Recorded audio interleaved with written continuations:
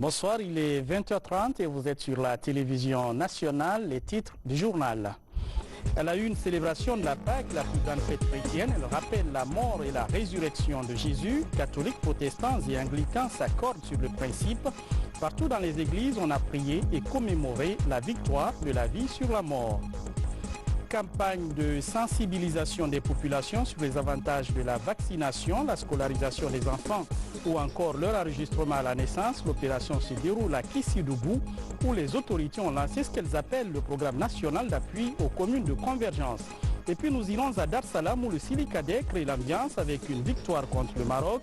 Les décroches sont bien pour les demi-finales de la CAN des moins de 17 ans. Nous serons avec Abdulaziz Baldé, notre envoyé spécial à Dar Salam.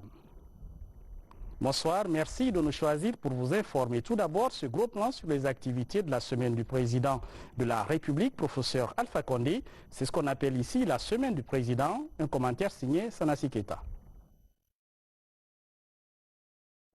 Oui, une semaine du président de la République centrée sur de nombreuses activités importantes. Ces 7 jours ont débuté par la visite du professeur Alpha Condé au centre de traitement du Fonio à Yimbaya, dans la commune de Matoto. Là, le chef de l'État était venu s'imprégner non seulement du processus de traitement de cette variété de céréales, mais également des conditions de vie et de travail de ces femmes.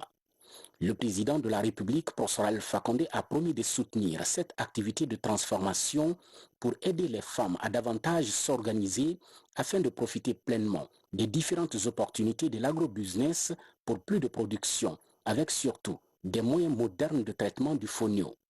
L'autre activité de la semaine du président de la République, c'est cette audience au Palais Sékou Touré avec les responsables de la société Aïzar Construction Industrie. Ces hommes d'affaires turcs ont manifesté au professeur Alpha Condé leur désir de s'implanter en Guinée pour apporter leur soutien au gouvernement dans la promotion des secteurs de l'énergie, des travaux publics et la construction des infrastructures de football de standing moderne. L'agenda de cette semaine du président de la République qui se termine aura aussi été marqué par cette 3e édition du Forum de l'étudiant guinéen. Un forum avec pour thème « Bien préparer mon orientation post-bac pour mieux intégrer le monde du travail ».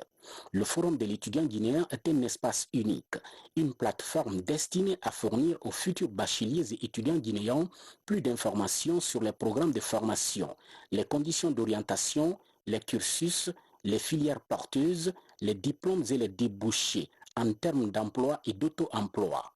Ces assises de 3 jours au Palais du Peuple ont mobilisé plus de 30 000 élèves et étudiants, ainsi que d'autres chercheurs venus des secteurs publics et privés pour échanger sur plusieurs questions liées à l'enseignement en Guinée.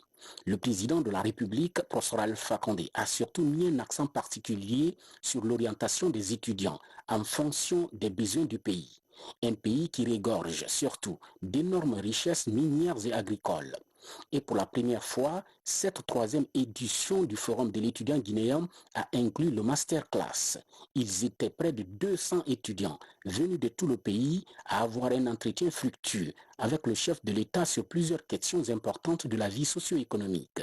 Ces étudiants ont eu à poser au professeur Alpha Condé sans tabou autant de questions, des questions répondues avec satisfaction. Et avant de quitter le Palais du Peuple, le chef de l'État a visité les stands de quelques universités.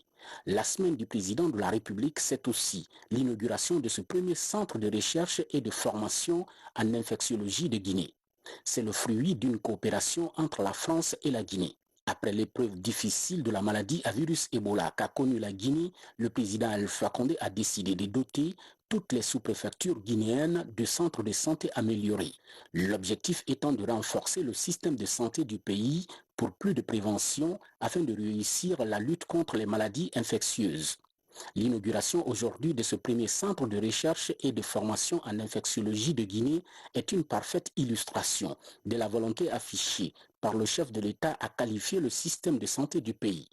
Le registre de la semaine du président de la République, c'est également la célébration des 58 ans d'existence du quotidien national Oroya. Professeur Alpha Condé a promis de faire en sorte que les journalistes du quotidien national Oroya soient dans les conditions les meilleures de travail afin de leur permettre justement de véhiculer en toute transparence les messages d'information et d'éducation aux populations. Le président Alpha Condé a enfin visité toutes les installations de ce grand journal. Une manière pour professeur Alpha Condé de mieux s'imprégner des conditions de vie et de travail des hommes de médias de ce journal, créé le 18 avril 1958. Ce qui concentre l'attention ce soir, je vous lisais en titre, les chrétiens du monde célèbrent ce dimanche Pâques. C'est le fondement de la foi chrétienne, car si Christ n'était pas mort et ressuscité, vaine serait notre foi. Ce sont les mots de Saint Paul. Et ce dimanche, partout dans les églises, on l'a rappelé, mais on a aussi prié pour la paix dans le pays, comme à la cathédrale Sainte-Marie de Conakry, où notre reporter Saint-Martin Fascinaduno a suivi la messe de Pâques pour nous. Ce dimanche, c'est la joie partout dans les églises. À la cathédrale Sainte-Marie de Conakry, la solennité mobilise les fidèles pour célébrer Pâques, la plus importante des fêtes chrétiennes, car elle marque la résurrection de Jésus-Christ, lui qui a donné sa vie sur la croix pour le peuple croyant. De par ses dons de vie, Jésus a sauvé l'humanité du péché original et rapproche ainsi tous les hommes de Dieu. Oui, frères et sœurs, aujourd'hui, nous sommes tous témoins de Jésus ressuscité sur les routes de notre pays. La fête de Pâques nous conduit sur le chemin du renouvellement de notre cœur et de notre esprit. La fête de Pâques nous invite à soutenir chaque jour ceux qui sont crucifiés par notre société minée par l'égoïsme, la cupidité, la corruption. Elle nous invite à nous mettre aux côtés de tous ces hommes et ces femmes que notre société enfonce chaque jour dans le bourbier de la misère et de l'humiliation. Elle nous invite à aimer comme Jésus, jusqu'au don suprême de notre vie quand il le faut. La fête de Pâques nous invite à cultiver la solidarité, l'entraide mutuelle et le partage. À cette Eucharistie, les fidèles célèbrent la passion, la mort et la résurrection de Jésus-Christ. Cet exercice semble bien accompli depuis déjà 40 jours à travers le jeûne, le partage et la prière. Pâques, c'est la résurrection de Jésus. Nous avons fait 40 jours de pénitence et Jésus est ressuscité. Donc c'est une joie. Avec la résurrection, ça renouvelle le cœur, ça renouvelle notre vie. Le rôle de la femme, c'est d'accompagner, être dans la prière en famille et puis l'éducation surtout. La célébration de la fête de Pâques est l'occasion pour les chrétiens de renouveler leur profession de foi baptismale. C'est pourquoi les fidèles reçoivent les sacrements. Pour ce dimanche à la cathédrale, Marie-Louise est présentée dans la foi au baptême. Avec le thème de cette année pastorale, que tous soient un, l'archevêque métropolitain de Conakry invite les fidèles à s'engager désormais dans les œuvres humanitaires pour plus d'attention envers les démunis, les prisonniers et les vulnérables. Dans les églises et missions évangéliques de Conakry, la fête de Pâques a aussi mobilisé de nombreux fidèles. Partout, la parole de Dieu était axée sur la paix et l'unité nationale, avec par endroits une forte participation des enfants. Le point avec ça, Maratono. À l'église de la réconciliation et guérison de Keitaya, Pâques 2019 mobilise du monde. La parole de Dieu est axée sur le pardon et la réconciliation des hommes avec le Seigneur. Une façon pour les dirigeants de cette congrégation d'exhorter toutes les communautés à la culture de la paix et l'unité nationale. Nous devons comprendre définitivement que c'est seulement en venant ensemble, la main, dans la paix, dans la joie, dans le travail acharné de chaque fille de Guinée, que notre pays sortira de sa situation actuelle. Que Dieu bénisse notre pays, Que Dieu bénisse les hommes et les femmes de ce pays, que Dieu bénisse nos autorités et que la Guinée soit élevée.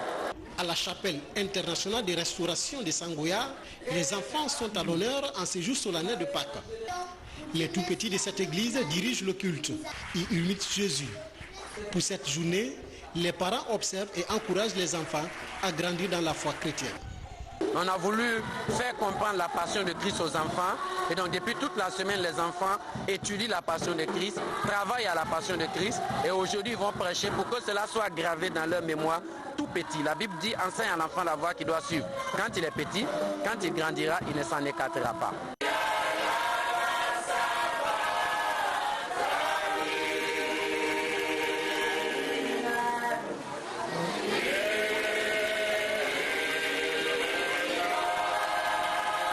Dans les églises protestantes évangéliques de Gessia et de Ratouma, la fête de Pâques est célébrée dans la joie et dans l'allégresse. Dans ces temples, la parole de Dieu est partagée autour des œuvres de Dieu, des prêches pour exhorter tous les fidèles chrétiens à tourner la face vers Jésus. Le message que j'ai à lancer, c'est premièrement de dire merci au Seigneur qui a accepté de mourir et ressusciter pour nous. Et deuxièmement, c'est pour inviter tout le monde à tourner les regards vers le ressuscité qui est vivant. C'est lui qui nous apporte la paix qui vient d'en haut. S'il n'y avait pas cette résurrection, notre foi serait vaine. Moi, je ne serais même pas chrétien aujourd'hui. Mais j'ai confiance qu'aujourd'hui, je suis chrétien, même si je meurs demain. Et lorsque Jésus va revenir, je vais ressusciter, je serai avec lui au ciel pour toujours. C'est ça ma vie et c'est ça l'assurance pour tous les chrétiens que nous sommes. La fête de Pâques dans les églises et missions évangéliques de Guinée est aussi un moment pour les enfants de bénéficier des cadeaux. Comment moderniser les actes d'état civil guinéens? Le sujet est en débat il y a quelques années et depuis cette semaine, les autorités expérimentent une idée pour augmenter le mode d'enregistrement des naissances. La campagne concerne les régions de Labé et Conakry. Mohamed Lamine Camara. Aujourd'hui, la vision du ministère de l'administration du territoire est de faire de l'état civil un instrument moderne conforme aux standards internationaux. Depuis quelque temps, la plupart des actes d'état civil sont sécurisés. L'initiative cadre avec le programme de réforme et de modernisation du système d'état civil en Guinée. Pour davantage soutenir les efforts du gouvernement, l'UNICEF et l'ambassade d'Italie en Guinée appuient la mise en œuvre d'un nouveau projet intitulé « Augmenter le mode d'enregistrement des naissances ». Le projet va toucher les régions de Labé et de Conakry. On a la volonté d'améliorer, de moderniser le pays et l'état civil, c'est un secteur clé qui peut donner pas seulement d'une modernisation de l'État, mais même une plus effective citoyenneté active à toute la population. Dans ce sens, on va travailler sur un secteur pour les jeunes, les enfants de 1 an jusqu'à 5 ans. Nous sommes sur la voie de la normalisation et le passage obligé, c'est la sécurisation des documents d'état civil, toutes choses sur lesquelles nous sommes en train aujourd'hui de travailler. Et c'est cet autre projet que nous venons de lancer. L'expérience pilote de la région de Zérékoré a permis de faire une telle grande différence entre ce que c'est qu'un travail contrôlé et harmonisé d'enregistrement des documents d'état civil et un travail qui ne l'est pas du tout. Ce nouveau projet est lancé pour une durée de 2 ans. En synergie d'action, le gouvernement et les partenaires entendent mettre en place des stratégies de plaidoyer auprès des populations afin que la mobilisation autour du projet soit effective. La composante de la mobilisation communautaire sera plutôt mise en œuvre avec des ONG qui seront chargées évidemment d'informer les communautés, de les mobiliser à ce qu'elles puissent savoir où obtenir les services qui permettent l'enregistrement de la naissance de leurs enfants, et ceci dans les délais. Au cours de cette rencontre, des engagements sont pris par les partenaires pour informatiser le système d'état civil afin d'éviter la prolifération des actes d'état civil non conformes aux standards internationaux.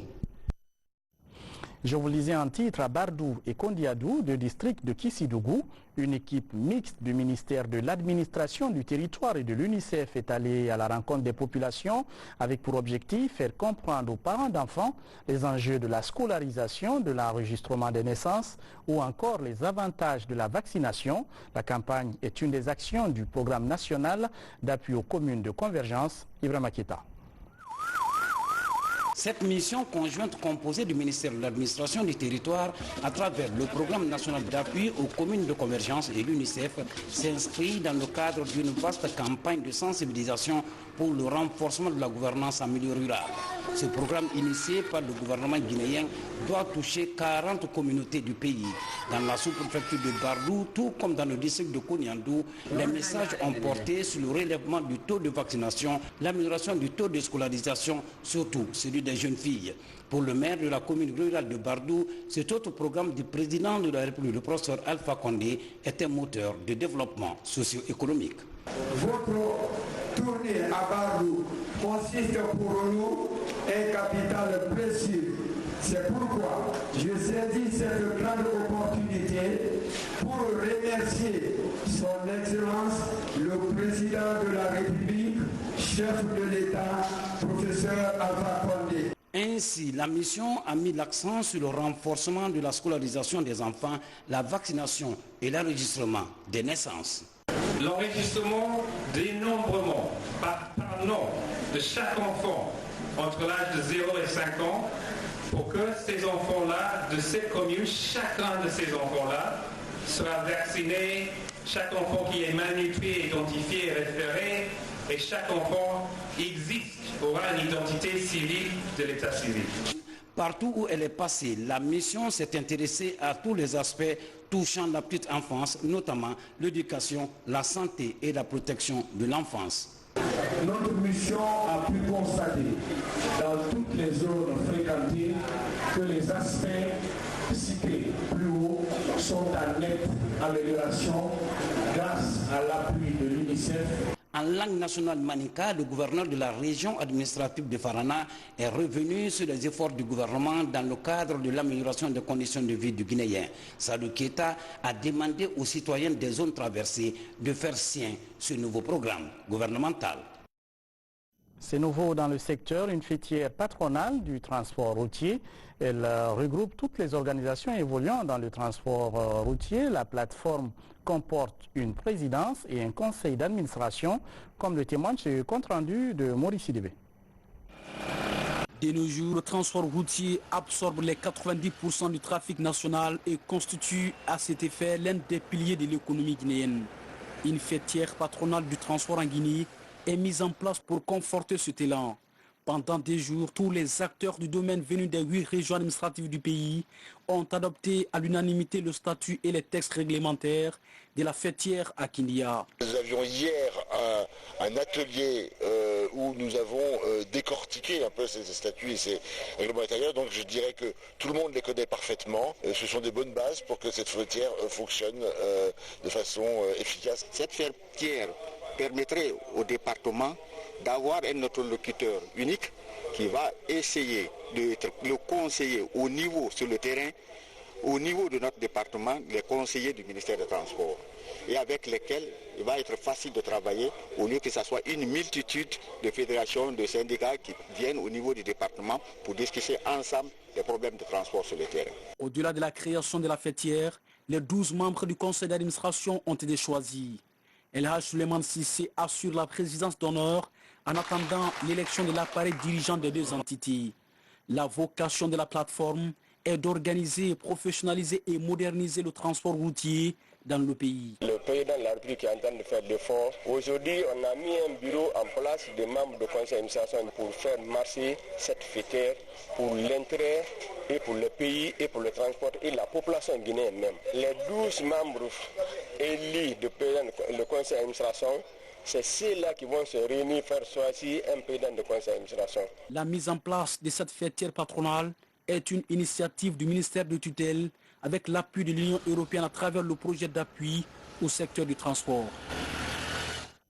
On va s'arrêter à Zogota, au sud du pays, où la vie a repris de plus belle après l'épisode dramatique de 2012 sur les installations de la firme minière brésilienne Vale. Depuis, tout s'est arrêté sur le site, mais cela ne va plus durer longtemps, puisqu'une nouvelle société minière s'intéresse au fer de Zogota qu'elle souhaite exploiter.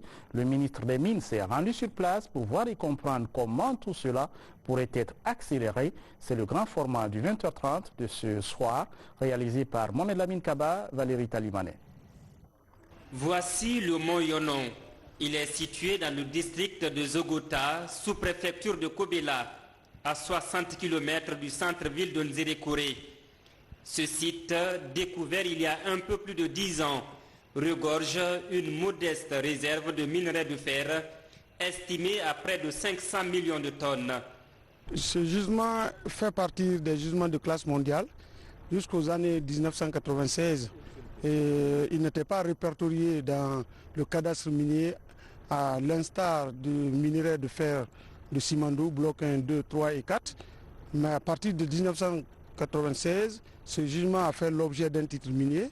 Les ingénieurs de BSGR à l'époque ont mené d'importants travaux d'exploration qui ont permis au ministère des Mines de conclure cette évaluation géologique. En 2012, Zogota avait connu un aménagement. Les premières tonnes de minerais étaient extraites avant qu'une colère communautaire ne ruine le projet. Toutes les installations de la société Vale BSGR avaient été vandalisées. 7 ans après, tout le monde veut croire ici à une reprise de l'activité minière. Une nouvelle société est en prospection. Les premières carottes de fer séduisent. Je pense que la région a beaucoup de potentiel. J'ai vu quelques échantillons qui montrent le théor, la teneur de fer plus de 60%. Et l'objectif de la visite est de faire toutes les préparations pour commencer l'exploitation l'année prochaine. Avant la mise en œuvre du projet, la société doit présenter son étude de faisabilité.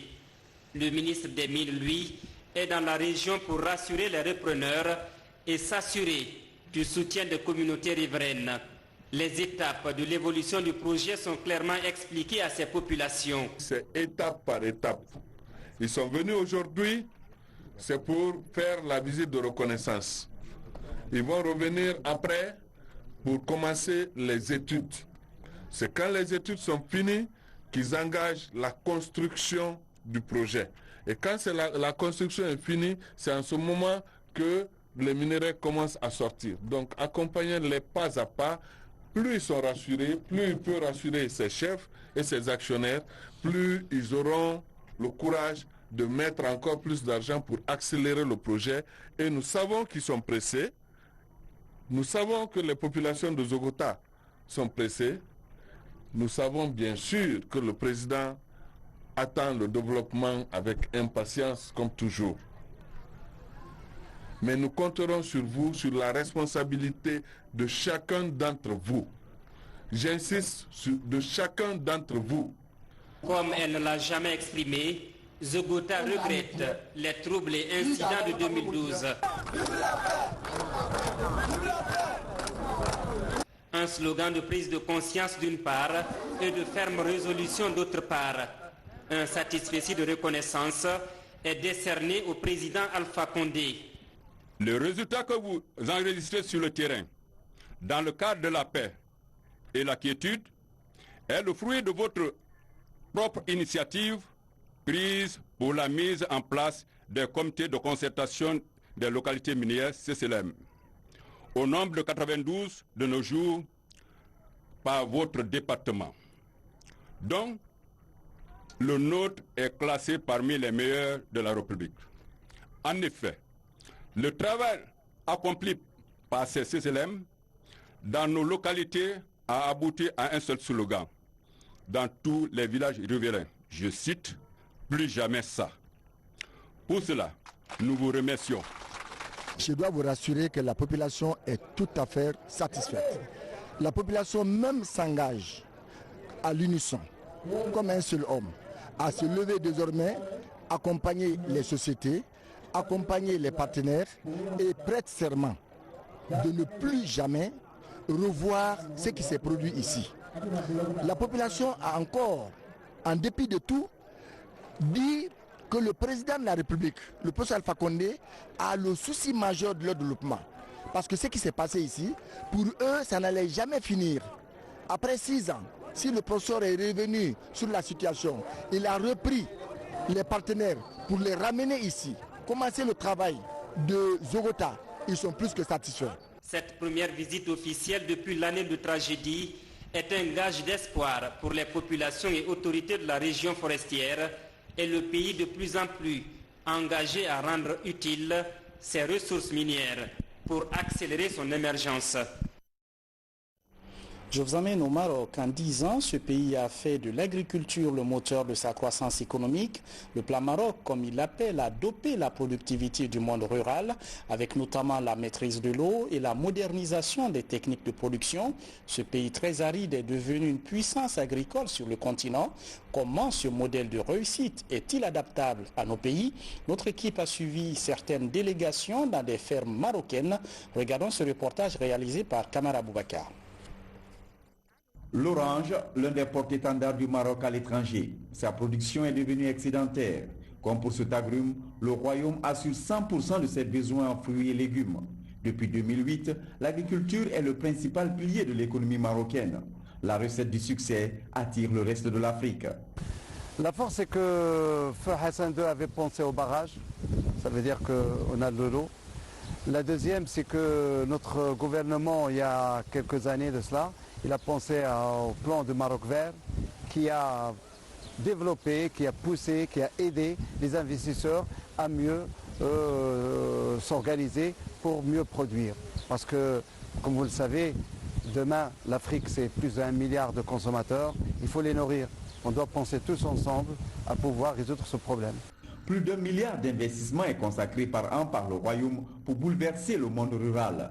Les infrastructures et les technologies innovantes portent le changement. Là, on est en train d'observer comment eux ils font justement pour pérenniser les plantations qui sont en train d'être faites dans le cadre de l'initiative Maroc vert. Donc cette démarche nous permet justement d'observer et peut-être d'aller en Guinée à notre tour, d'améliorer ce qui a été commencé déjà, impulsé par Monsieur le Président de la République. Je veux parler de son Excellence le professeur Alpha Condé. L'agriculture au Maroc nous donne l'exemple d'un programme, d'une vision, mais aussi des résultats des politiques en matière d'agriculture. L'agriculture représente aujourd'hui 14% du PIB du Maroc. La création de la richesse générée dans les cultures et l'élevage freine l'exode des populations jeunes. Celles-ci deviennent des productrices dont l'expertise est sollicitée par de nombreux pays, enfin déterminés à déclencher le miracle africain par l'agriculture. Retour à Conakry, nous sommes à 48 heures du lancement de la 11e édition des 72 heures du livre, un événement annuel qui encourage par exemple la lecture chez les jeunes. Cette année, Farhana est désignée ville d'honneur sur place. L'heure est au préparatif et tous les acteurs de la chaîne du livre se sentent concernés par ce rendez-vous littéraire. Témoignage en images dans ce reportage signé Hassan Al-Sila. Placée sous le thème de livres et images, la 11e édition des 72 heures du livre a comme ville invitée d'honneur la localité de Farhana. La ville natale du premier président de la Guinée reçoit cette distinction de la direction de l'Harmattan Guinée dans l'espoir d'améliorer significativement la chaîne du livre.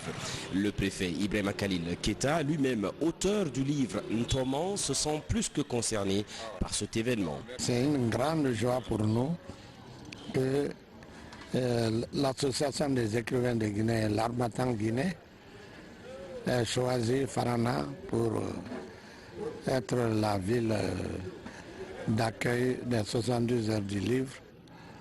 Toute la population de Farhana s'apprête d'abord à réserver à nos hôtes un accueil très chaleureux et nous avons pris des mesures organisationnelles pour que tout se déroule très bien à Farana. Les autorités préfectorales ne sont pas les seules engagées à recevoir cet événement. Les clubs littéraires et associations estudiantines présentes dans la ville se disent également engagés à impulser un élan de séduction du livre et de la lecture chez les jeunes. Les bibliothèques installées dans les écoles ainsi qu'à l'université de l'Institut supérieur agronomique et vétérinaire Valérie Giscard d'Estaing se préparent aussi à célébrer le livre.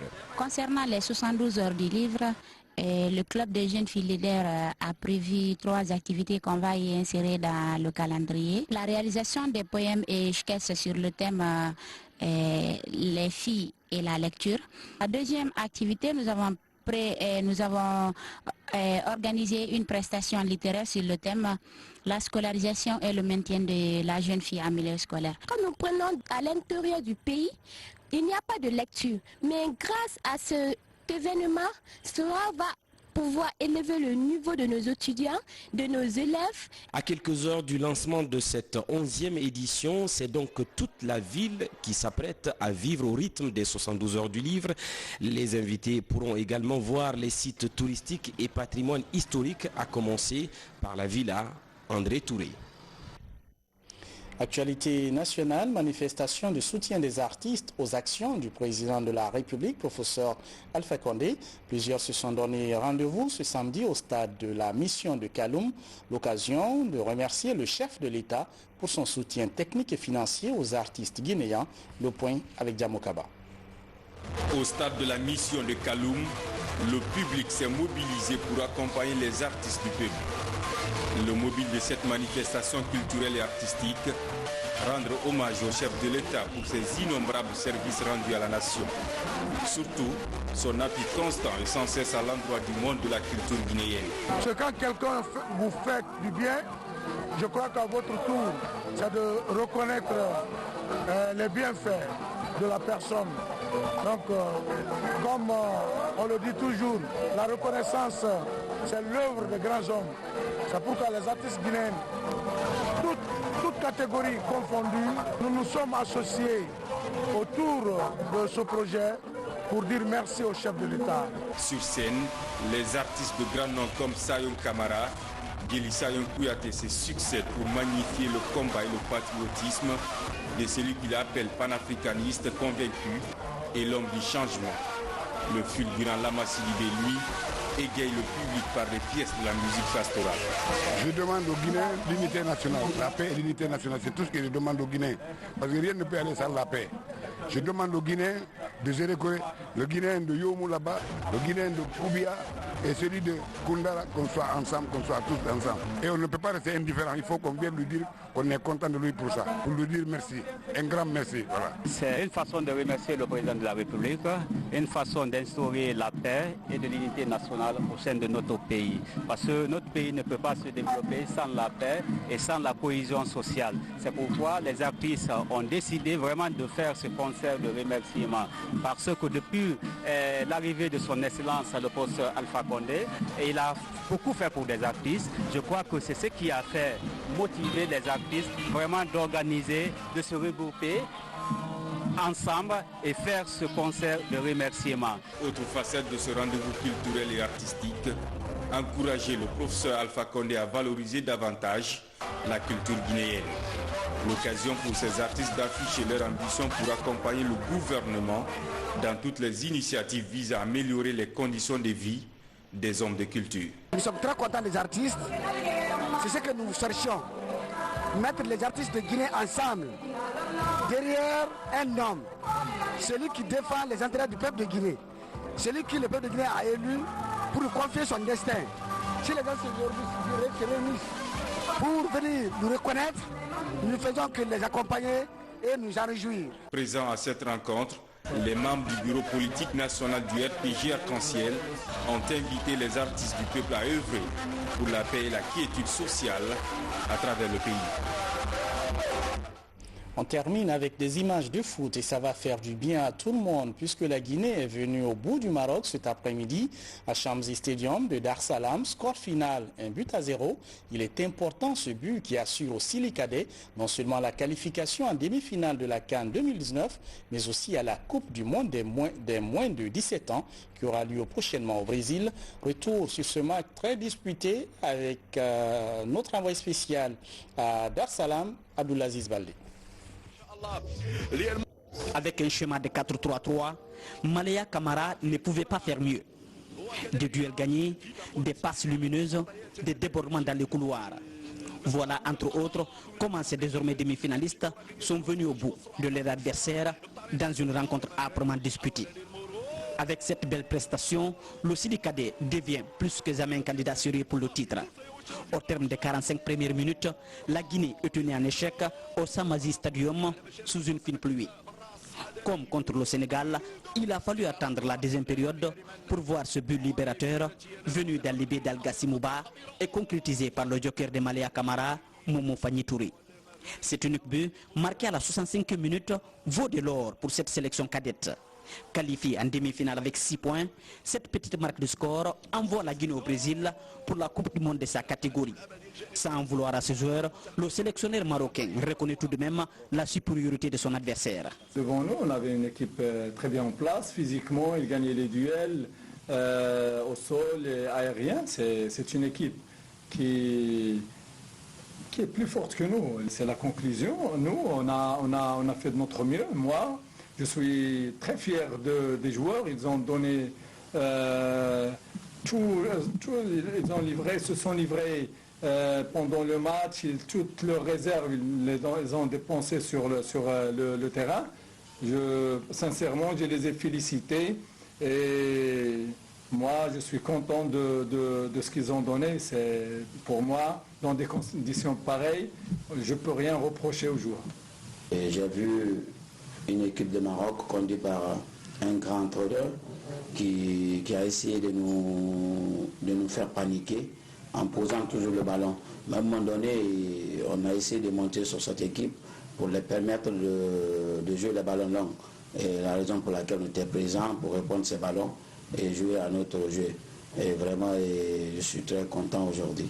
Éliminé dès le premier tour avec 2 défaites et 1 nul, le Maroc est consolé par le titre de l'homme du match, remis à son gardien, auteur d'une prestation remarquable. Dans une ambiance bon enfant à l'intérieur du bus, ces tout petits savourent leur victoire dans l'allégresse. Dans 4 jours, le Sili Cadet va affronter le Nigeria en demi-finale au National Stadium de Dar Salam. Un autre défi à relever. Bravo Sili Cadet. Voilà, c'est tout pour les infos. Merci de nous regarder à Koya, Koundara et Gekedou. L'info continue sur notre site rtgkoloma.info.